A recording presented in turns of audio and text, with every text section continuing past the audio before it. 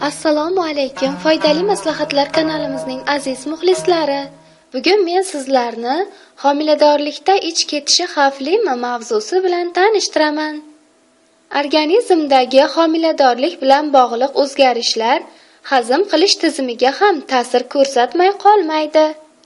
Bo'lajak ona organizmida gormonal o'zgarishlar, immunitet susayishi, ishtahaning o'zgarishi, ruhiy ta'sirchanlik ham ichak faoliyatining o'zgarishiga sabab bo'ladi. Bundan tashqari, hazm qilish tizimi bilan bog'liq kasalliklar ham ich ketishiga olib kelishi mumkin. Natijada aksariyat ayollarda hazm qilish bilan bog'liq o'zgarishlar kuzatiladi. Birinchidan, ich buzilishi noto'g'ri ovqatlanish sababli yuzaga kelgan bo'lsa-yu, qo'shimcha alomatlarsiz va og'riqlarsiz kechsa, xavotirlanishning hojati yo'q. Bu holat o'z-o'zidan o'tib ketadi.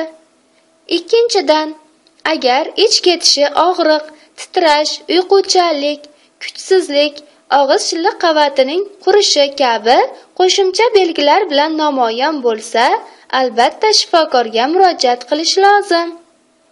Ko'pchilik hollarda diareya ichak infeksiyalari oqibatida kuzatiladi. Ayniqsa bu holat homiladorlikning dastlabki 3 oyligida xavfli sanaladi.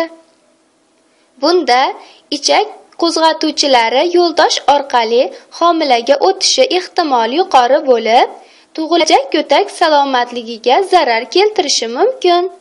Qolaversa, diareya tufayli qorin mushaklarining qisqarishlari bachadon bo'shlig'ining qisqarishiga va homila tushishiga olib kelishi mumkin.